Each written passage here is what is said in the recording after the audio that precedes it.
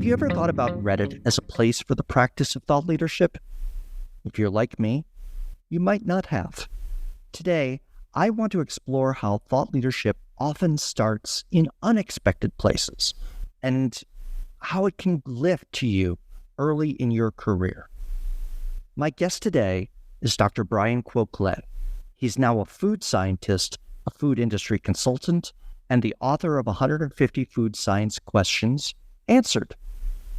Bryan's entry into thought leadership practice came through Reddit. We'll talk about how he built a community while still in graduate school, how it led to an offer to write a book, and how that book influenced his career journey. So let's take a look at Reddit and talk about thought leadership filling gaps and creating communities. I'm Bill Sherman. This is Leveraging Thought Leadership. Let's begin. Welcome to the show, Bryan. Thanks for having me. Really appreciate the opportunity, Bill. So I want to start with a little bit of an origin piece for you. In terms of in grad school, you had a project that you were working on that wound up being the through line into thought leadership for you. So my question is, what was that side project in grad school? Yeah, so basically, I was in my third year of graduate school, and I was quite bored, and so I decided to do a little bit of volunteering for a nonprofit organization called the Institute of Food Technologists, and they had a little blog that they needed help with, so I started contributing articles to it every so often, and I started to really enjoy that. And over time, I actually gained a lot of more leadership positions in that. And then I started running the blog. And then eventually that led to a publisher recognizing, some of the articles I'd written and, the traction I was building and the metrics I was building on the blog. And eventually they offered to see if I'd like to write a book on food science. And so this happened soon after you received your PhD, not mid-career that a publisher came looking for you, right? Funny enough, it was actually before I received my PhD. Really? I got the offer to write a book right in the last year, right before I was finishing up my dissertation. So it was actually quite of a wild ride to have to write both the dissertation and the book at the same time. Okay, so you're ABD and under contract writing a book, and this was in 2020, wasn't it? That's right. So this is how you spent your pandemic in some ways, right? Just full on writing. Yeah, all that extra time went to good use. And it was, I luckily had the blessing of my wife, who was very encouraging of me to do my dissertation during the day and write my book during the night and on the weekends. So I thank her for her sacrifice. So a couple things I want to explore on the book. You mentioned that the publisher sought you out because of the blog work on that. Mm-hmm. And so you weren't thinking of writing a book at this point, right?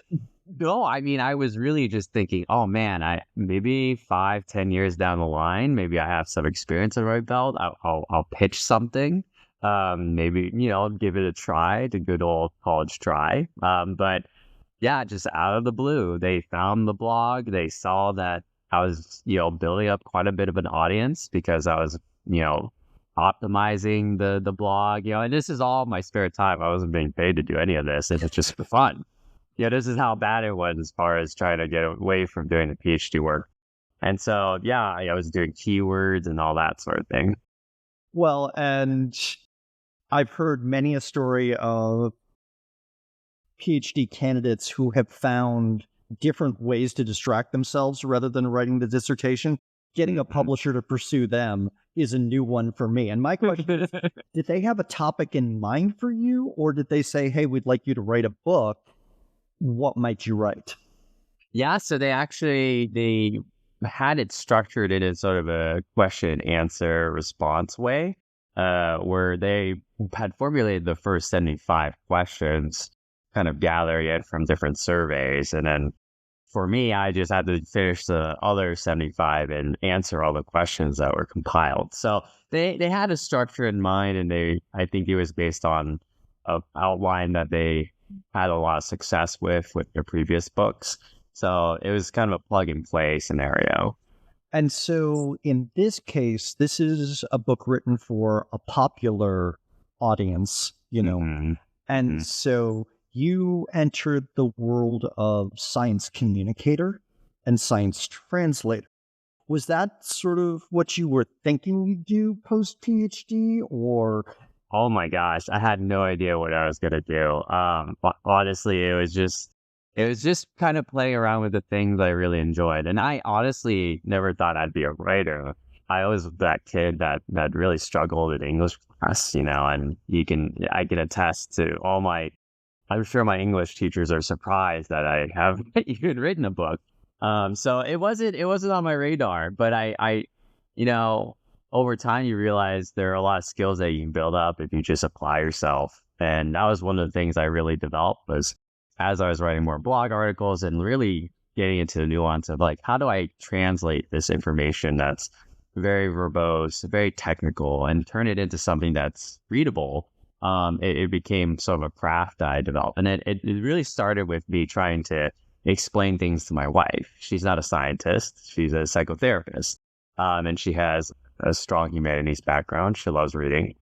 And I had the challenge of like, how do I explain things to my wife? And eventually I cracked the code, so to speak. Well, so there's a journey there, right? In terms of taking academic literature and translating it for a lit review and doing your study for the PhD, and then being able to say, how do I turn this into something that's accessible for a generally educated layperson, right? Where they have a wide array of knowledge, but not the technical specialty. Right. Right. Yeah, definitely. Definitely. There's a lot of nuance there as far as, you can't talk over a person, right? They're just as intelligent as you. They have education and different skills and different areas and focus. But, you're also trying to get the meat of it and trying to get it over, the hurdle of, am I going to sit here and be bored by this guy talking, right? Or whatever he's writing. Well, and I can see having your wife as sort of the sounding board and where you develop that skill. Respect certainly is something that you want to signal over the dinner table. Otherwise, that's just not going to go well long term. Of the, okay, I roll. I asked you a question and you came back and talked to me, like I was a second grader. That just doesn't work, right? So No. the book comes out and is published. My question for you is, how has having a book published early in your career impacted your career? What doors have opened? Yeah, it's really funny because even before I was done with the book, people were starting to hear that I was writing a book. This is through the grapevine. I was telling my family, my friends, and eventually they were telling their friends. And, through all this, I actually got my first client from my cousin who she knew someone that was working for a food company, a flavor company, and they wanted me to write some technical documents, and I was like, oh, I guess this could be something I could do, in the meantime while I'm trying to figure things out. And then, eventually once the book got published, it just sort of had this snowball effect because it validated that I am this person that, someone put the chips on the table for. They said, hey, like here's some money, write this book. So there's that. And then the second piece is that they could see that there is evidence that I had completed something. And so those two signals allowed me to convey a lot of value up front to a lot of potential clients. I just email people and say, hey, I wrote this book and, I can do some writing if you've got anything on the table. And I ended up being able to get a lot of long-term clients in that first year just because of that. So you opened doors because of your ability to write, but you were also a food scientist. And so have you been doing lab work as well? And how has the ability to have the book as an asset for yourself impacted your career on that side? Yeah, I mean, once I started kind of building up my name, people started reaching out to me for product development work, for research and development work.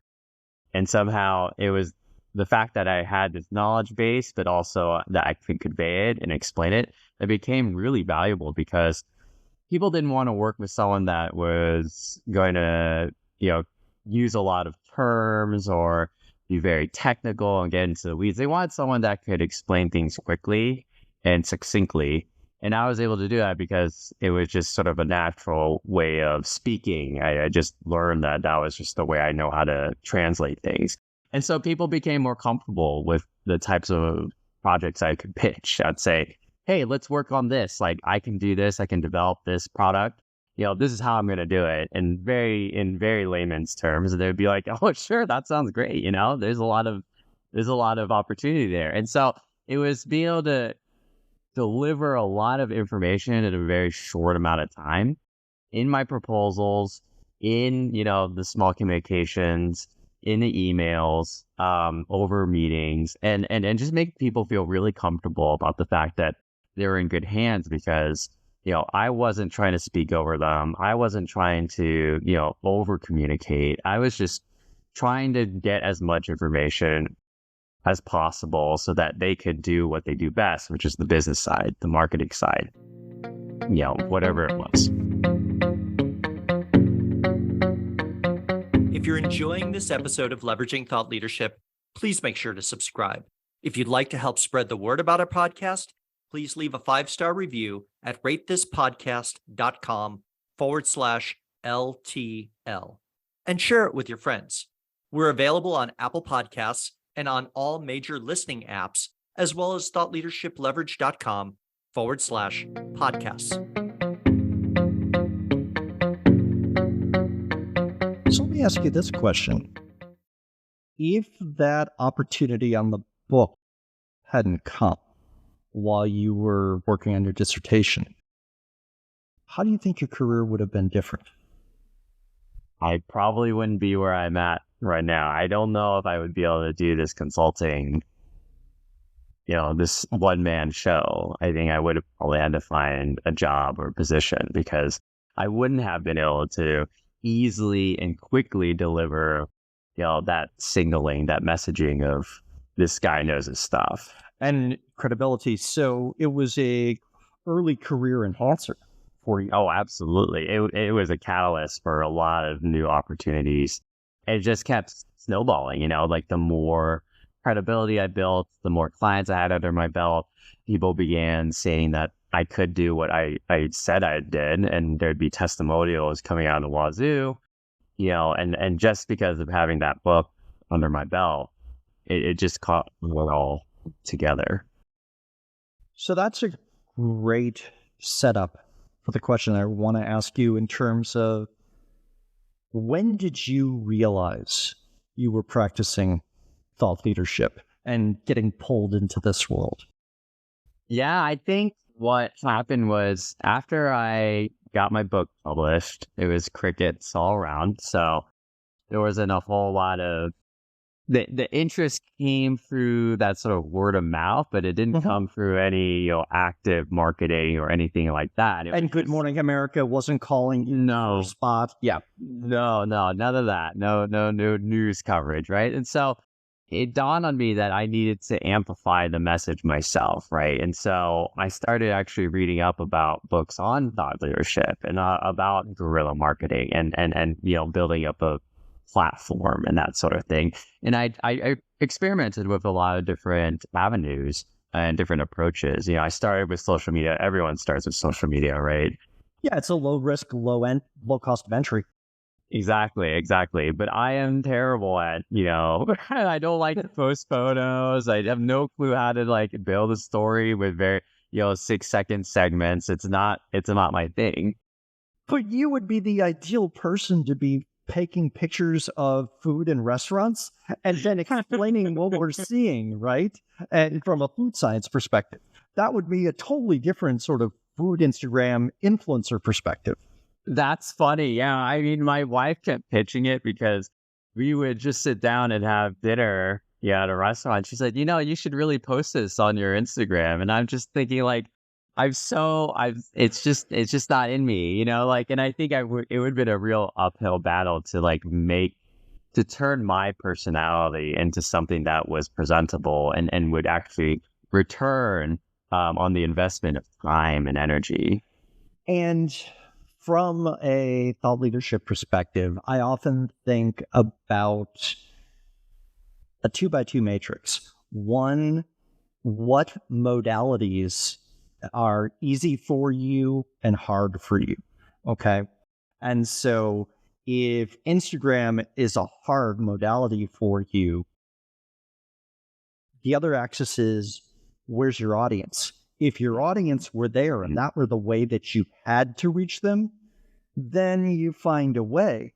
But if there are other ways to reach your target audience, and that's a hard modality, okay, set that one aside. Yep. And, what ended up happening was that I accidentally fell into the situation where I began running a group on Reddit because I'd spent so much time. It was just me, again, procrastinating and, trying to find a way not to do my PhD. But I ended up just running this subreddit group on food science. Which is called? Our food science. Okay. So, and let's talk about who's on that Reddit group and sort of the conversations that happen there. Yeah, definitely. It started off with 10,000 members, and it's grown over time in the last couple of years to 34,000 members. And a lot of them are food scientists, just people who want to volunteer their time, explain things to, lay audiences. There's people who come in. There might be business people, there might be investors, they might just be, random folks who are just really interested and passionate about food science. They might not even have a science background, but they'll ask questions and then people pop up and want to answer them and they come from the industry. And my goal is really to get out of everyone's way and try to manage these conversations so that, people get the most value out of them. And because my name is always shooting up on the group as I'm posting and providing my own answers, people have reached out to me directly for projects. And it wasn't something I thought, this is where I'm going to get clients. I actually, for the longest time, I thought this is the worst place to get clients because it's not, it was such a personal project for me. I was not interested in necessarily trying to maximize my time on that. It was just something I did for fun. And then now, because of the amount of things I do for the group, people refer me. I get, industry professionals that say, hey, talk to Bryan. Like, he's a consultant. He knows what he's talking about. And so there's a built credibility in there as well, in that space. And of course, my book has played into that. So, well, there's building a personal brand, creating a community space, nurturing it and supporting it, and creating a space which allows both the accredited professionals as well as a lay audience to come together and have a conversation. That's a special space to create and to get the professionals to want to come and go, yeah, let's go read the questions in the comments. Because mostly on the internet, that's sort of like the rule not to do is read the comments. Exactly. Yeah. So you've been building and nurturing communities. You've been taking scientific concepts and making them accessible. I want to ask you a question. Where's this going? What's next? What's the next one? That's there's a few hills along the way. I've tried to step up and see beyond, but I think it's all just sort of things just come to me, and I take the opportunities where I can.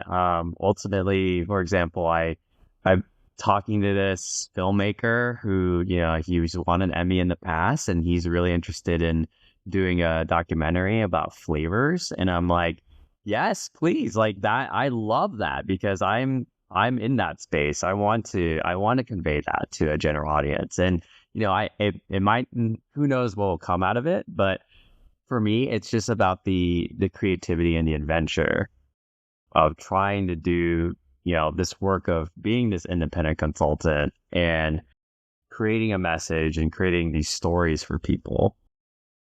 So you mentioned creating a platform. And one of the things that we see in thought leadership is often to be known for a perspective or an area of expertise, which is how we define a platform rather than, a technology platform. Mm-hmm. Mm-hmm. Have you landed on your platform yet in terms of what you want people to know and refer you for? Yes, absolutely. I am the guy who knows savory flavors. If you need, Okay. yep. So, That goes back to your dissertation work, wasn't it? does. Somehow I managed to come full circle. It took me a while, but I managed to build it up. If you need to know anything about umami, I'm the guy because I've got hundreds and hundreds of papers that I again used to procrastinate from my PhD. Have now given me value in the market space. So people now come to me for that kind of advice. Fantastic. And what I love about that is within the world of food science, it is specific, it is clear, and it answers the Ghostbusters question of who you're going to call and why.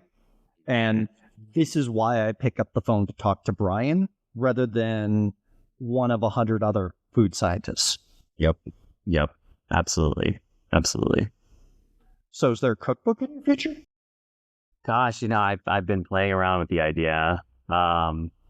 Maybe I just have to sit down and think about how to spin it in a way that works in my favor. Because a lot of the time, cookbooks are a huge use of time and energy, and you have to understand how you're going to use that to sell your services. And I want to make sure I stay in my lane. I realize that if I'm able to just maximize my messaging in the best possible way, it might be a cookbook, it might be another book. We'll see. We'll just have to see. Well, whether we see you at a film festival or on the bookshelf or on Instagram, I want to thank you for joining us, Bryan, today and having a conversation about your work in thought leadership. Thank you so much, Bill. It's been a pleasure. Okay, you've made it to the end of the episode. And that means you're probably someone deeply interested in thought leadership.